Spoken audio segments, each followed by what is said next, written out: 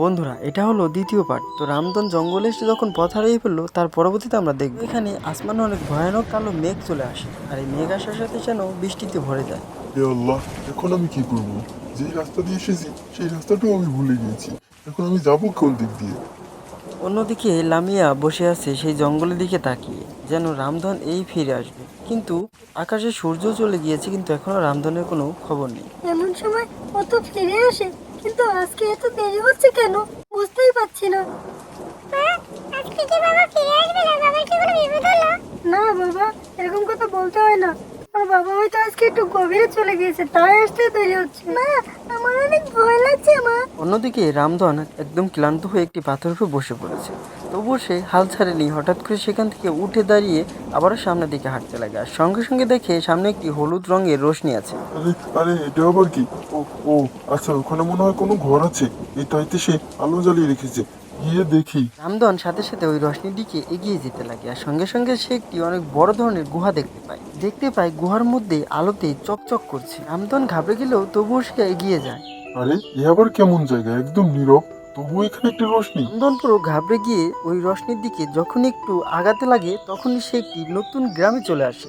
আর এই গ্রামটিতে ছিল একদম নীরব। এখানে কোনো মানুষজন নেই, কেউ নেই। পুরো গ্রামটা যেন সোনা দিয়ে মোড়ানো, পুরো সোনায় চকচক করছে। আরে, এটা আবার কোথায় আসলাম? আরে, এ তো স্বপ্নের মতো লাগছে। কিন্তু আমি তো জেগে আছি।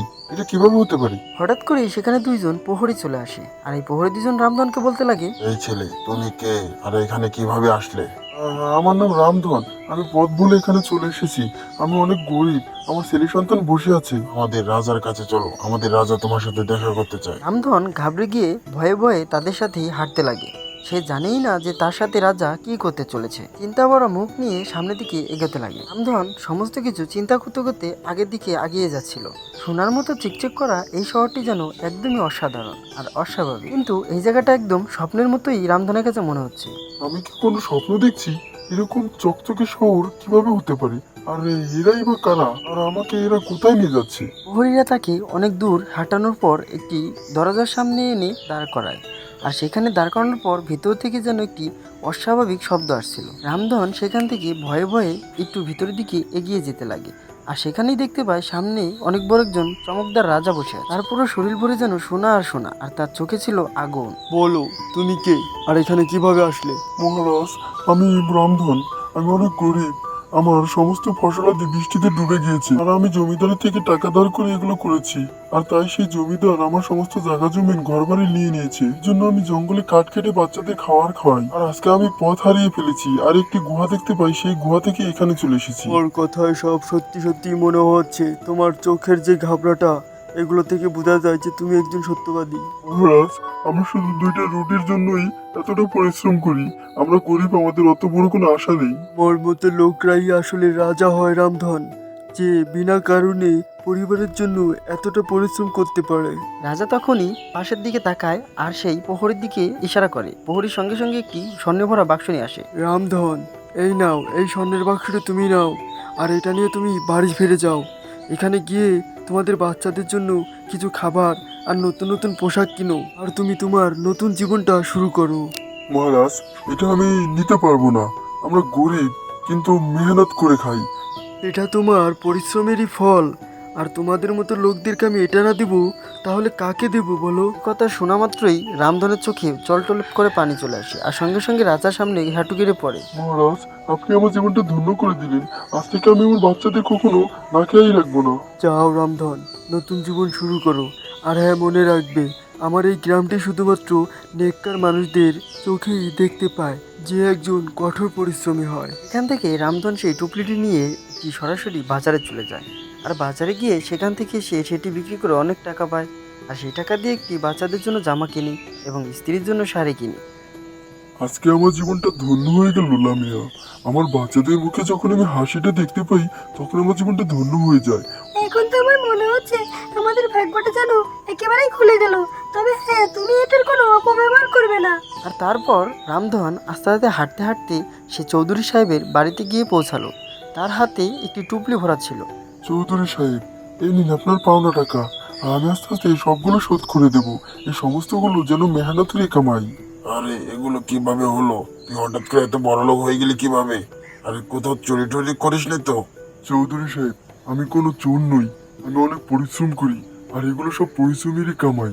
পরিশ্রম করে আমি সব শোধ করে দেব। এগুলো আমাকে বলে কোনো লাভ নেই, কারণ তুই যদি এগুলো নাই করতি তাহলে তো এই টাকাটা আরো আগেই শোধ করে দিতে পারতি। এখন তো আমি আপনার সব শোধ করে দিচ্ছি।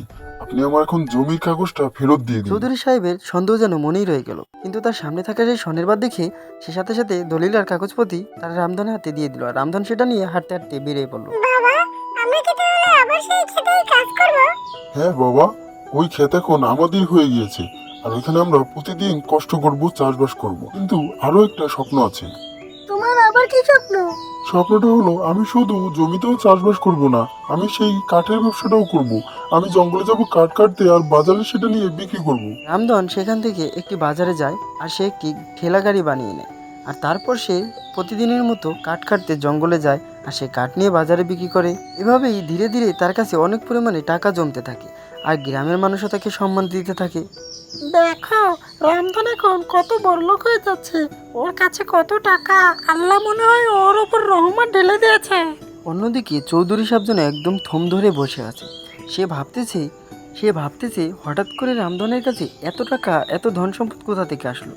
এর আসল রহস্য আমি বের করেই ছাড়বো। রামধন, এবার আমিও বসে থাকবো না, আমিও দেখতে চাই এত টাকা পয়সা তোর কাছে আসে কোন জায়গা থেকে। অবশ্যই এর পিছে কোনো রহস্য আছে। একদিন রামধন সেই একই রাস্তা দিয়ে হেঁটে হেঁটে সেই আগের মতন বনের দিকে যাচ্ছিল, আর সেই গুহার দিকে যখনই যাচ্ছিল সঙ্গে সঙ্গে তার পিছু পিছু চৌধুরী সাহেবও হেঁটে হেঁটে আসছিল। আজকেও আমি ওই রাস্তা দিয়েই যাব, কারণ রাজা সাহেবকে ধন্যবাদ তো দেওয়াই হয়নি। ও, তাহলে তুই এই রাস্তা দিয়ে যাস? চল এগোতে থাক, আজকে দেখবো তুই এর পিছনে কি করিস। আমার তো অবশ্যই সন্দেহ লাগছে। আর অল্প একটু পথ পাড়ি দিলে সেই গুহাটা দেখতে পাবো। গুহার কথা বললো, গুহাটার কত দূর আছে? এটা তো সম্পূর্ণ কিছু রহস্যতে ভরা। ওই তো আমার গুহা, যেখানে এসে আমার পুরো জীবনটাই বদলে গিয়েছে। ও, তুই তার মানে এখানে আসিস? এইবার আমি এখানে যাব, আর যত সোনা আছে সবকিছু আমি একাই নিয়ে নিব।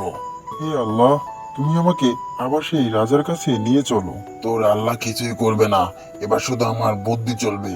আমি আমার এই বুদ্ধি দিয়ে সব আটকে ফেলবো, সমস্ত কিছু আমার করে নেব। রাজা সাহেব, আপনি শুনতেছেন? আমি আমি রামধন, আমি আবার এসেছি। আরে, এ কার সাথে কথা বলছে? ভিতরে অন্য কেউ মনে হয় আছে। আরে কে কে তুমি? কে বলছো? আমি রামধন, ওই রাজা সাহেবের সাথে দেখা করতে চাই। এই শব্দটা কোথা থেকে আসলো? অবশ্যই ভিতরে কেউ আছে। ভেতরে আসো। রাজা সাহেব তোমার এই সমস্ত কিছু দেখতেছে। হ্যাঁ, আরে এরা তো একে জানে, তার মানে এর পিছনে অনেক বড় রহস্য আছে। আমি অনেক বড় ভক্ত রাজা সাহেবের, সে আমার নতুন জীবন দিয়েছে। আমি আসছি। বাস, এবার অনেক দেখেছি, এইবার আমার পালা। হা হা হা। তো বন্ধুরা, এটা ছিল আমাদের দ্বিতীয় পার্ট, আর আমরা অবশ্যই অনেক শীঘ্রই তৃতীয় পার্টটাও নিয়ে আসব। তোমরা শুধু এই চ্যানেলটিকে সাবস্ক্রাইব করে অবশ্যই চোখ রাখবে, যেন পরের ভিডিওটিও মিস না হয়ে যায়। পরের পার্টে দেখতে পারবে চৌধুরীর লোভের ফল। তো আজকের মতো এই পর্যন্তই। সকলে ভালো থাকবে ও সুস্থ থাকবে বন্ধুরা।